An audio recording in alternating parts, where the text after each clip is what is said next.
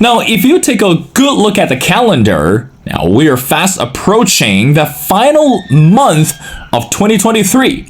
Now, given the fact today, when we look at this geopolitical change, and so much has happened during this entire year. We'll look at the war in Ukraine and also the current war in Israel. We'll look at this political polarization in many countries. But meanwhile, we also need to understand that post-pandemic, somehow, when we get to the word emotion, or when we get to the word feelings, that played a major role in our life today. It's not just about how we feel. It's really more about our own interpretations about those feelings.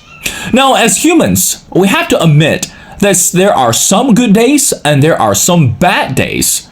But in reality, how should we understand those negativities, or even should we say the disappointment and the bad feelings? Now, you might be interested knowing that some scholars believe that those bad feelings that we experience on the daily basis are actually something good that can help us to turn into positivity. And don't get me wrong, this is not a crazy idea. As a matter of fact, and we need to understand, negativity is only part of life. But how should we understand from this more philosophical standpoint instead of looking at this from this therapeutic or psychological aspect? Well, ladies and gentlemen, it's my great honor to invite our distinguished speaker, and who is Professor Krista Thomason. Again, Professor Thomason is Associate Professor of Philosophy at Swarthmore College. Again, she's the author of a brand new book. It's called Dancing with the Devil, Why Bad Feelings Make Life Good. Well, Professor Thomason, and welcome to The Missing Piece. Thank you. Thank you so much for having me. Well, Professor Thomason, I want to get started right away. Again, this is something that you also mentioned in the book. When we talk about human feelings, and regardless it's positive or negative, it's not just about how we feel, it's about the interpretations of those feelings. You are an associate professor of philosophy. You are not a psychologist, and you are not a therapist. And also, you mentioned in the book, what can philosophers do to help us with our negative emotions? Let's start the question right there, Professor. What do you say to that? Yeah, that's a great question. So there's actually a long history in philosophy of thinking of philosophy as a kind of therapy. So this is an old tradition. There's lots of ancient philosophers who think this is true. There's Renaissance philosophers who think this is true. Even 18th century, it goes a long way. And the thought is that, in the course of a normal human life, we experience all kinds of challenges and questions about how to live well. And sometimes those questions are fit for a therapist when you feel like you're not flourishing and you feel like, you can't really go on with your life in the way that you want to. But a lot of times those questions don't rise to the level of needing professional help, but it doesn't mean you don't need someone to help you think about them. And so that's the role that philosophy has. We're there in the place where you're just facing these normal challenges that every human being faces about how to live well and how to find meaning in their lives. And they may not need a professional to talk them through that, but they may need somebody who thinks a lot about how to live and what makes life meaningful. And that's what philosophers have been doing forever. Professor, when we talk about to make life more meaningful, or even say more contributive to others, I know in your book that you devoted a good amount of information regarding a figure or a type of figure is called a saint. Whether that related to religious figure or some type of supernatural beings. But this is the definition that, again, from Orwell. We know that this is a well-known author, and of course he lived this life. Now, I want to read something to you and help us with better understanding. And you wrote, and I quote, "Sometimes a good life means a morally good life, a life devoted to making the world a better place, helping as many people as possible, saving the planet, having an exemplary character, etc." So, Professor, from your perspective, again, how should we understand the feelings, especially the negative feelings, does that mean that when we are, say, being surrounded or consumed with the negativities, we need to do something good, and so that we can get rid of the negativity or to find fulfillment in our life? What do you say to that? Yeah, that's a great question. So actually, no. So I'm the one who says that you don't necessarily have to try to do something to get rid of your negative feelings. I think that's the very common response that people have. And they have that response for a large variety of reasons. Bad feelings have a really bad reputation, and we live in a world where those feelings are not necessarily welcome. And so when you feel them, I think people feel bad about themselves and they judge themselves harshly for feeling them. And so they sort of look around and say, oh, I got to get rid of these feelings. The feelings are also not necessarily pleasant to experience. They're difficult. They can be challenging. They can take a lot of energy, and they're not necessarily fun. So I think we have a lot of temptations or tendencies that sort of push us in this direction of saying, oh, well, you can't feel these feelings for too long, because if you do, something's wrong or something bad is going to happen. And so you need to channel them into something productive. And that's actually a conclusion I want to resist. And I think part of it is because we don't know particularly well how to accept that negativity is actually just a part of our normal life. And we're sort of sold on this idea that a happy or good life is a life that doesn't have any negativity in it. And so part of what I want to do in the book is get people to maybe rethink that and think that actually having negativity in your life is a normal part of life, and it's a normal part of a good life. Professor, when we talk about, again, going back to the word emotion or feelings, I have to say that this year, or even previously, during the pandemic, when the world was isolated, I think we were learning to reinterpret or to re-understand the word feelings and emotions, because we were so isolated. Even though, ironically speaking, we live in a community or we live under the same roof, but it was rather difficult for us to understand the presence and even the interpretation of the emotions. Now, post-pandemic, Professor, again, from your perspective, according to the book, how much do you think that today we actually gain the recognition of the feelings, or we really understand why we feel in a certain way towards certain matters? Is there positive, or maybe in the midst of crisis? And also, this is something you wrote as well in the book. It says emotions are also reflections of what we care about or what matters to us. Do you think today we are more vulnerable towards crisis or towards negativity, or you think that because the pandemic we actually grew stronger? Actually, to quote the cliche, it's what doesn't kill us make us stronger. Well, what do you think of that? That's a great question. Yeah, the pandemic I actually think it was a real moment when the sort of positivity kind of veneer that I think a lot of people had tried to create in their lives, where, I think up until that point, I think people were very susceptible to sort of, what you might think of as like a social media kind of life, where you post pictures of your vacation and everyone thinks your life is wonderful and everything is fine. And so we got really used to kind of putting up this front about how our lives were always going well. And I think the pandemic finally put a lot of cracks in that facade, and it did really force people to live through an extended period of time with a lot of negative feelings, with a lot of fear, with a lot of isolation, with a lot of loneliness, with a lot of discomfort. And so I think that might have been the first time in some people's lives where they've ever had to do that, where they've ever had to sit with that much negativity for that long. And I think some people did come out of that really feeling like they had kind of reflected on that and figured out how to live with that sort of discomfort and sort of realized that they don't have to put up this kind of happy face all the time. But I think there might also have been maybe equal numbers of people who didn't have an opportunity to reflect on their emotions. They just didn't know how, to live that long with that many negative feelings, and they just sort of like muddled through it somehow, or denied it, or did, I don't know, a whole bunch of different strategies. And I think coming out on the other side of it, I think maybe what we're seeing is I think the pandemic might have given people a moment where things seemed very uncertain and they needed some kind of reassurance. And I'm not sure everybody feels like they've sort of gotten that reassurance back.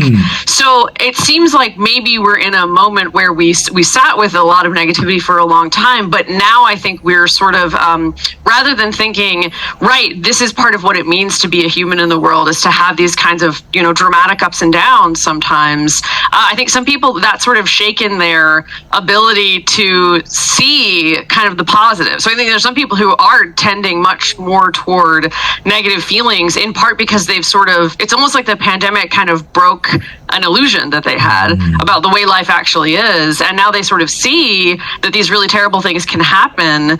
And you have to sort of confront, well, what do you do now that you know that that's true about life, that this kind of thing can happen? How do you then make meaning in a life that where these sorts of things can occur? And I think that's a space where people are needing some help thinking about how to do that. What do you think the correlation between emotion and maturity? We always tend to say, let's say, as life goes on and the person grows much older, we tend to believe, or we tend to hold the assumption that age really brings maturity. But sometimes it's not really the truth.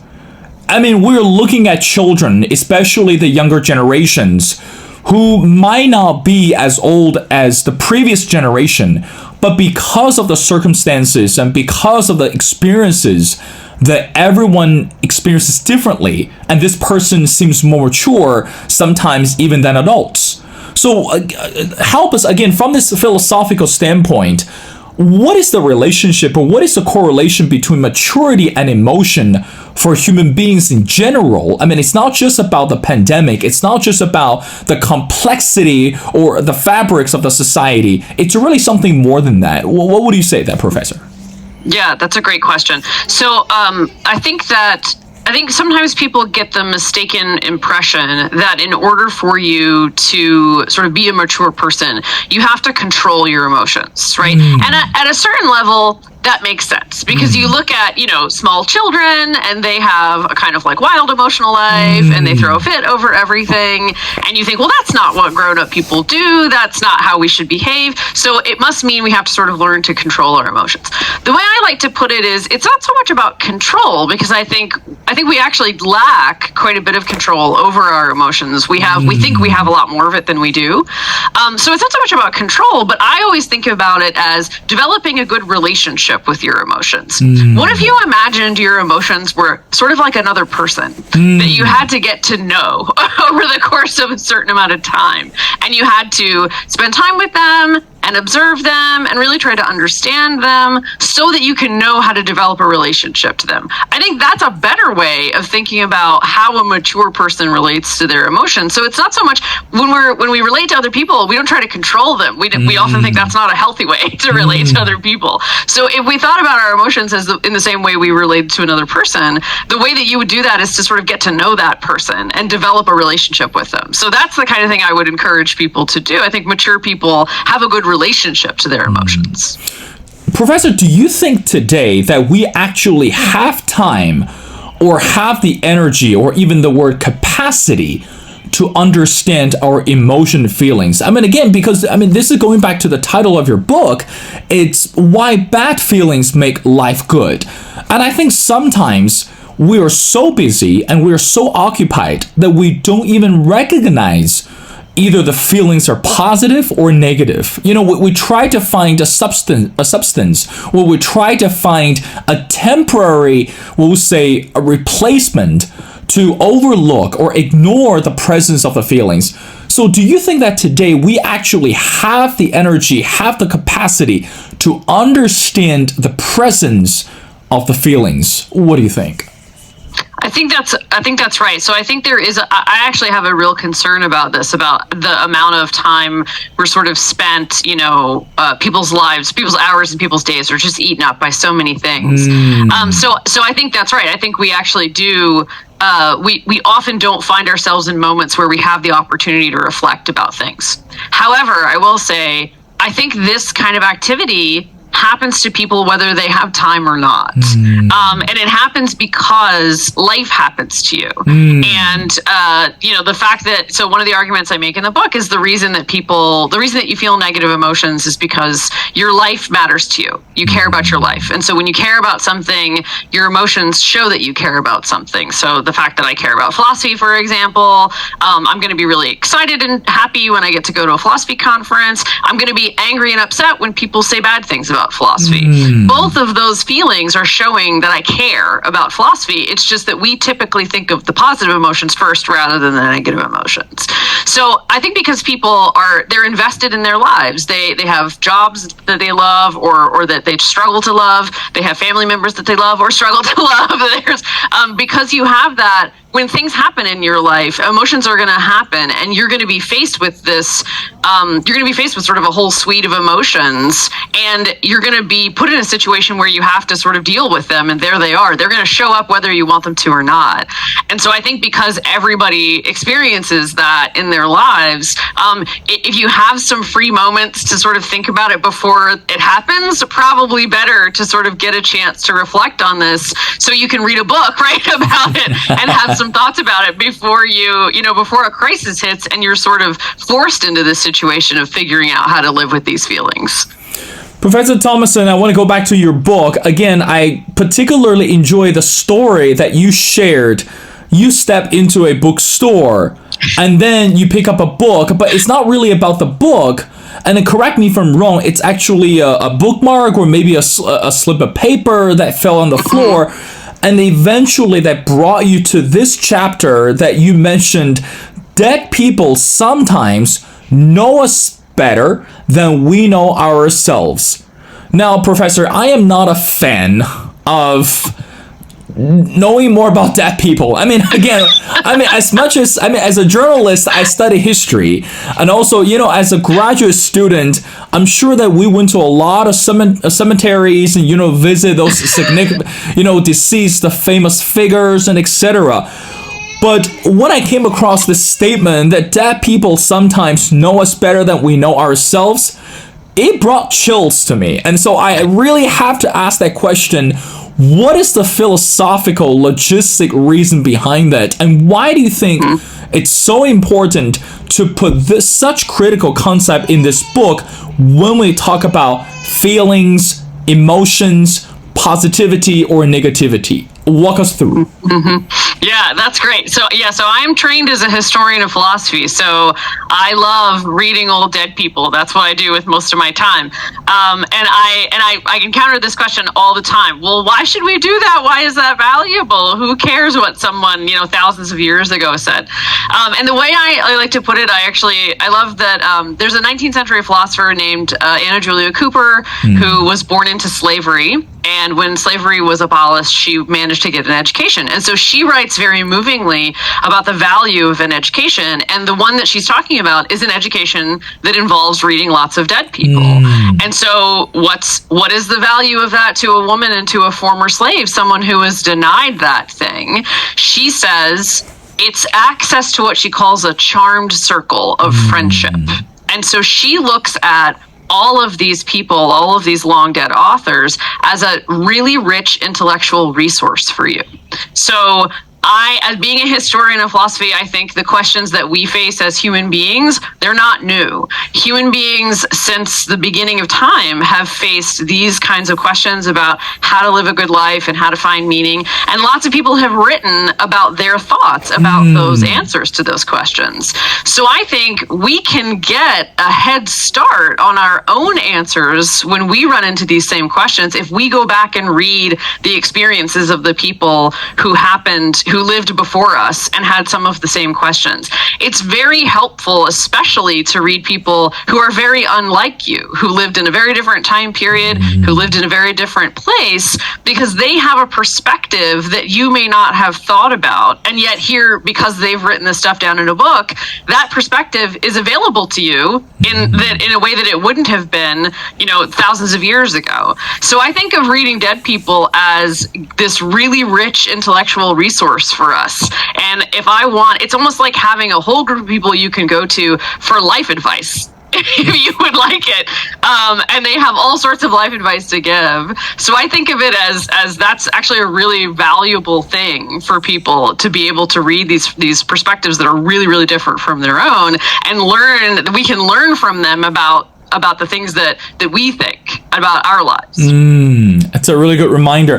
Professor, I got two more questions before letting you go. Now, let's talk about another critical term that today we are using, especially within this academia or in the business field. It's called emotional intelligence.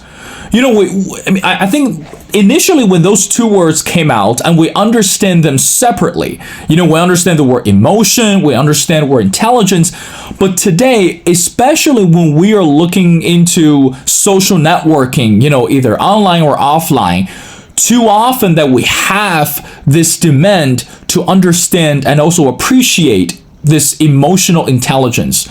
So from your perspective, Professor Thomason, how should we understand the correct definition of emotional intelligence? And why do you think that term is also related to your book and even to the content, that bad feelings or negativity actually can make life much better or more prosperous? What do you say to that? That's great. Yeah, I think there's really two things that we might mean when we say emotional intelligence. One is knowing things about your emotions is a kind of intelligence, meaning it's worth knowing. It's worth knowing things about your emotions. I think the other thing we typically mean when we think of emotional intelligence is knowing your emotions well, having a kind of intelligence about them. And so it's that second piece that I think is probably the most important for the book, because it is about there's a psychologist and a philosopher whose name is Lisa Feldman Barrett. She has this great term that I love called emotional granularity. And the term, what she means by that is you understanding your emotions is kind of like, the color wheel. There's a bunch of different kinds of colors, right? And there's like a million different shades of red, right? Sure. Somebody who doesn't have a particularly sophisticated understanding of colors will just look at all of those shades of red and say, those are red. But if you have an intelligence about colors, then you'll be able to say, oh, well, that's vermilion, or that's burgundy, or that's garnet, or that's right. And you have a bunch of different ways of talking about it. You can tell all the subtle differences between the different kinds of reds. So Lisa Feldman Barrett says we should do that with our emotions. We should be able to say, oh, this is kind of like frustration. I'm not really angry, I'm just frustrated, or I'm sort of disappointed about this, or I thought I was mad about this, but actually I think I might be afraid of it. Or maybe I'm feeling a little bit of disgust right now and I'm not sure why, or I'm mad, but I'm not irritated, that sort of thing.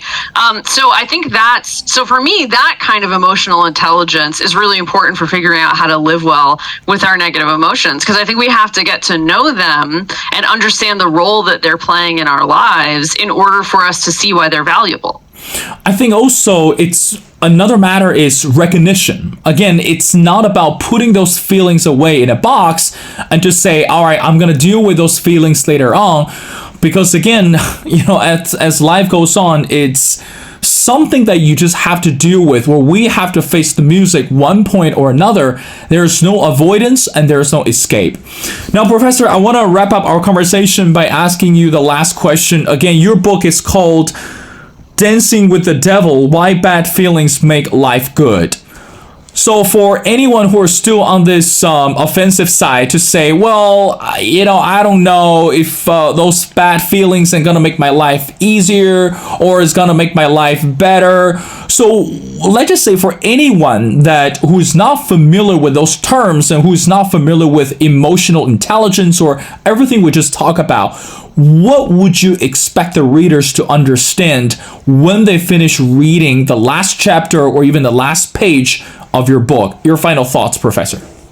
Yes, I think what I really want is for people to rethink the picture that they've developed of what a good life looks like. And I think the picture that we typically have of a good life is one that is the best kind of life, is one that is free from pain, from fear, from anxiety, from any kind of discomfort. If we can manage that, that's the best version of a life we can have. And what I want people to rethink is that idea that maybe that's not the best version of a human life. Maybe the best version of a human life is one that actually does have in it some negativity, some pain, some fear, some anxiety, and that life is overall actually more meaningful, it's richer and more interesting than a life where those negative things don't happen. I think also that's a good reminder. You know what we say, it's we cannot control what happened to us, but one thing we could control, it's our reaction towards the unknown, towards the unexpected circumstances. And of course, they borrow, the line from the song, it's what a wonderful world we're living today. Even though we see a lot of negativity, geopolitically speaking, we'll look at social up and down. But again, at the end of the day, it is a wonderful life. And I hope that when people finish reading your book, Professor, we also can acknowledge that those negativity and bad feelings can help us to grow, not only stronger, but also better. Well, again, ladies and gentlemen, it's my great honor to speak to Professor Krista Thomason. Again, Professor Thomason is Associate Professor of Philosophy at Swarthmore College, and I strongly encourage everyone to go online and connect with the professor, and also check out her new book. Again, it's called Dancing with the Devil, Why Bad Feelings Make Life Good. Well, Professor Thomason, thank you so much for your time. It's been a pleasure. Really enjoyed the conversation. Love to have you back on the show as we continue to follow all the works and also understand not just the emotion, but also about mankind and also the human relationships. So thank you so much for doing this.